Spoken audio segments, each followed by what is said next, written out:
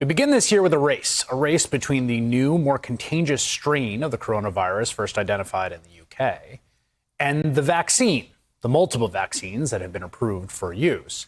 Right now, we are losing that race. With me now, Dr. Anthony Fauci, head of the National Institute of Allergy and Infectious Diseases, who has in a lot of ways over the last several months felt like the nation's conscience on this virus. And it's always a pleasure to have you, Dr. Fauci. Maybe let's start with vaccination. We are behind. There are other countries doing a worse job than us, I should stipulate, but a place like Israel doing a much better job. Why is it going so slowly? What's going wrong? Well, actually, we don't know really precisely why, Chris. If you look at the allocation versus what's shipped, what's distributed, but the bottom line is what's getting into people's arms. So we were supposed to get 20 million doses that were distributed. We have about 14 million of those. So we're a little bit short on that. Hopefully we'll catch up with that in the next few days. But the real question is we have about 4+ million in the arms of people. We've got to get that up. We've got to get the pace up. We're not where we want to be. There's no doubt about it. No excuses. Hopefully that is a reflection of trying to start a very big program that is complicated, as well as having done right in the middle of a holiday season where you don't have all the cylinders going at the same time. I think we should wait and take a look at the next week or so. If we get back on pace, good.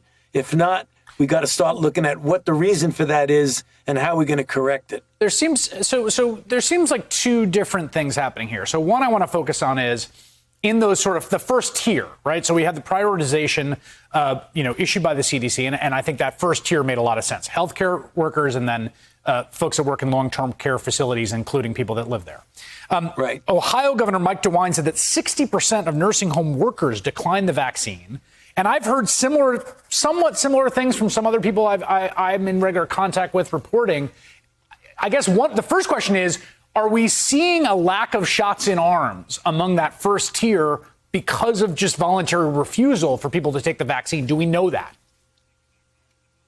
We don't know it for sure, Chris, but I don't think so. I mean, there is vaccine hesitancy and people who are turning it down. But I think just the logistics of getting it going into the people who want it is really the issue.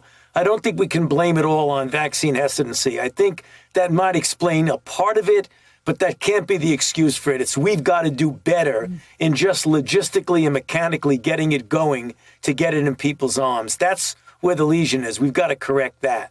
Then there's a sort of policy question, right? Which is, it seems increasingly, I'm seeing people say this, and I think I'm wondering if you would agree, right? More shots in arms faster in the wrong order is better than fewer shots in arms in the right order, which is to say prioritization is important, but prioritization shouldn't be an obstacle to getting people vaccinated, which is ultimately what we have to do. And I wonder if you think if that's part of the logjam here, which is too much focus on the right order and not enough focus on just come get a vaccine. You make a good point. If you can't get it into the arms of people who are in the high priority, go to the next group. And that's what people are doing. The one thing you don't want, Chris, is you don't want the vaccine sitting in a refrigerator or sitting on a shelf. You got to get it into people. I believe if we do it correctly, we can get it into people in the priority that's been designated by the CDC and their advisory committee. But you're absolutely right. If you don't get it well that way, then go to the next best.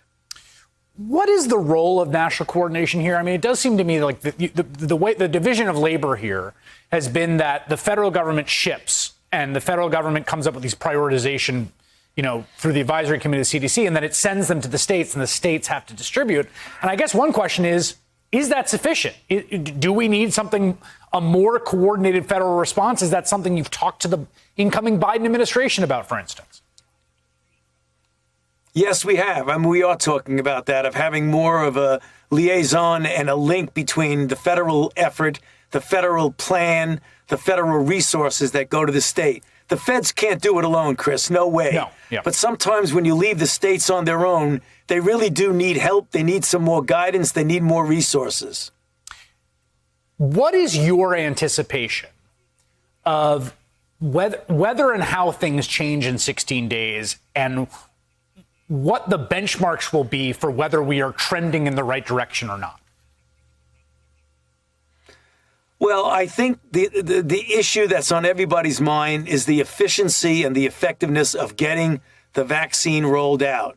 President-elect Biden has made it very clear his goal is at least 100 million doses in the first 100 days, namely 1 million doses a day.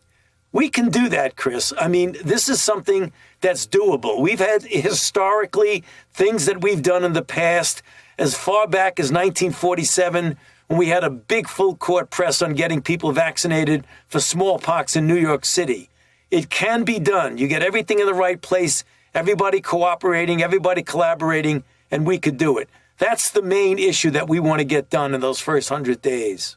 Yeah, the 47 example, I forget the numbers, but it's remarkable to look back and look at 1947 polio vaccination in New York. Smallpox, Chris, we vaccinated 6,350,000 people in 2 weeks in one city. Wow. In one city, New York City. I was one of the people who was a 6-year-old boy who got vaccinated back then.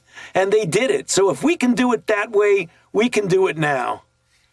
The last time I had you on this program, I asked you, when normal would return, particularly of particular importance to me playing pickup basketball. The members of my game are watching right now for this.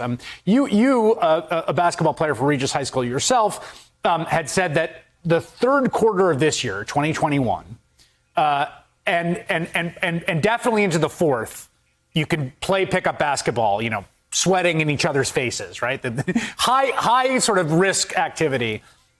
Is that still how you're thinking of the timeline?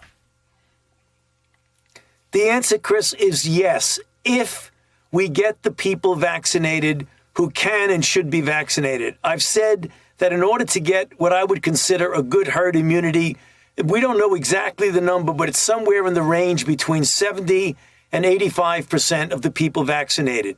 If we put the kind of pressure on the way we're talking now, getting that 1 million people per day vaccinated, by the time we get to the middle and end of the summer, we could have that veil, that envelope, that umbrella of herd immunity that could protect us. And then you and I can get out on the court and play some pickup basketball because there'll be level of virus will be so low in the community that it won't pose a risk to us.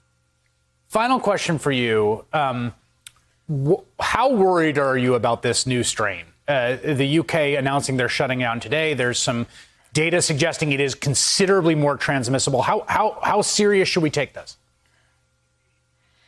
We take it quite seriously, Chris. Whenever you get a mutation that looks like it has a functional correlate, most mutations on RNA viruses are meaningless. It doesn't have any effect on a function. This one appears to make the virus much more easily transmissible. Once it becomes more easily transmissible, you're going to get more cases. And when you get more cases, you're going to get more hospitalizations and more deaths. So you know the numbers now. It's bad enough with what we're going through now.